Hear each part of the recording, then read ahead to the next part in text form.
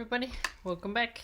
We're reading a story by the Tewa tribe, and the name of this story is called Deer Hunter and Whitehorn Maiden.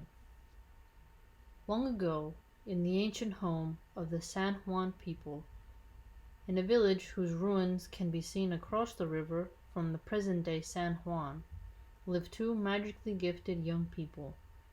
The youth was called Deer Hunter because, even as a boy, he was the only one who never returned empty-handed from the hunt. The girl, whose name was Whitehorn Maiden, made the finest pottery and embroidered clothing with the most beautiful designs of any woman in the village. These two were the most handsomest couple in the village, and it was no surprise to their parents that they always sought one another's company. Seeing that they were favored by the gods, the villagers assumed that they were destined to marry. And in time they did, and contrary to their elders' expectations, they began to spend even more time with one another. Whitehorn Maiden began to ignore her pottery making and embroidery, while Deer Hunter gave up hunting, at a time when he could have saved many of his people from hunger. They even began to forget their religious obligations. At the request of the pair's worried parents, the tribal elders called a council.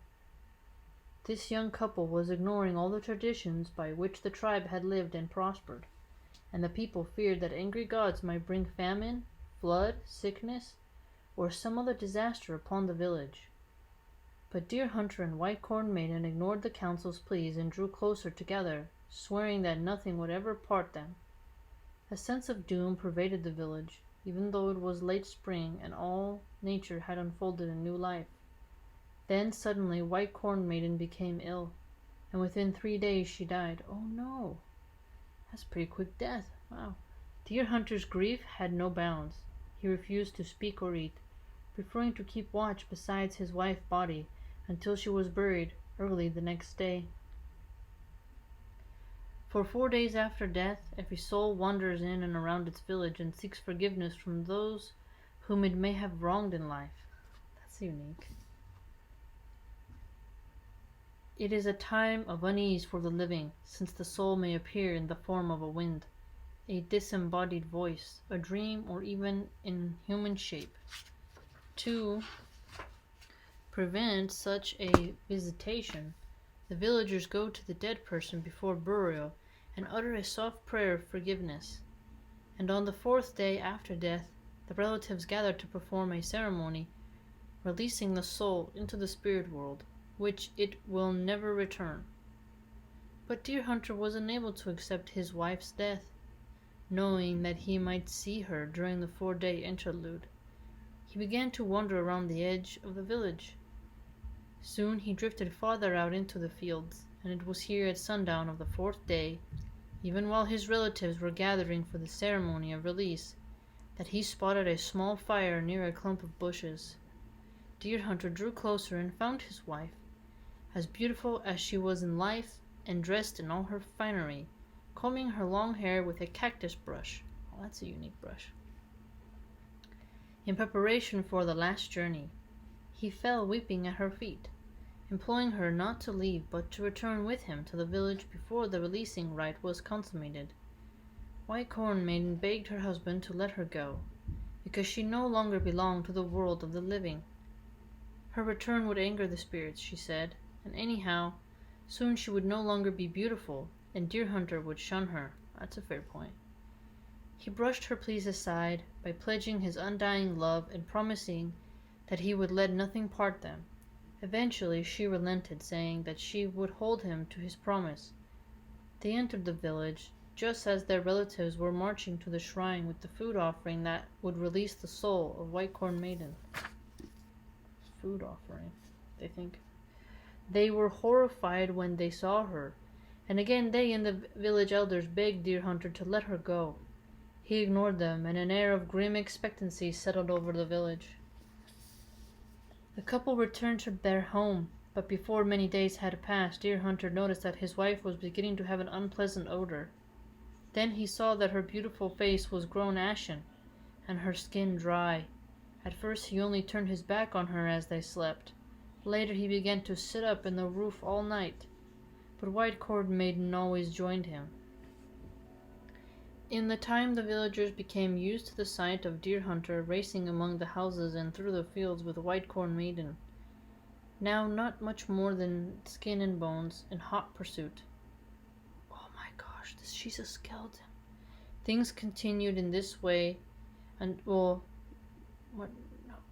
like very anorexic, until one misty morning a tall and imposing figure appeared in the small dance court at the center of the village.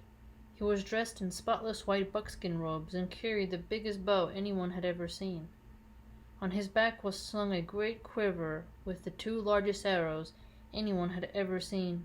He remained standing at the center of the village and called in a voice that carried into every home. For Deer Hunter and White Corn Maiden, such was its authority that the couple stepped forward meekly and stood facing him. The awe-inspiring figure told the couple that he had been sent from the spirit world because they, Deer Hunter and White Corn Maiden, had violated their people's traditions and angered the spirits. That's because they had been so selfish. They had brought grief and near disaster to the village. Since you insist on being together, he said, you shall have your wish. You will chase one another forever across the sky, as visible reminders that your people must live according to tradition if they are to survive. With this he set Deer Hunter on one arrow and shot him low into the western sky. Putting White Corn Maiden on the other arrow, he placed her just behind her husband. That evening the villagers saw 2 new stars in the west. The first, large and very bright, began to move east across the heavens. The second, a smaller, flickering star, followed close behind. So it is to this day, according to the Tewa. The brighter one is Deer Hunter, placed there in the prime of his life. The dimmer star is White Corn Maiden, set there after she had died. Yet she will forever chase her husband across the heavens. Translated from the Tewa by Alfonso Ortiz. Dang, they just wanted to be together. He couldn't let her go, right? He loved her so much, and then she began to have the body makeup composition of a rotting person. Wow, that's unique. And then they got placed in the stars. Deer Hunter and White Corn Maiden. I noticed that they also white buckskin robe. A being appears in a white buckskin robe, which was pretty rare at the time. 2 largest arrows anyone had ever seen. He got that buckshot. Very cute. Little romantic love story. Get you going. You should read it on Valentine's Day and be like, honey, I would chase you just like Deer Hunter made White Corn Maiden chase him. They probably won't know what you're talking about. Only we will know, but it's still pretty funny. It's a unique story. I like that though, that there's a reminder in the sky that if you don't follow the traditions of your ancestors, survival is going to be limited, according to the natives. Very fascinating. Okay, I found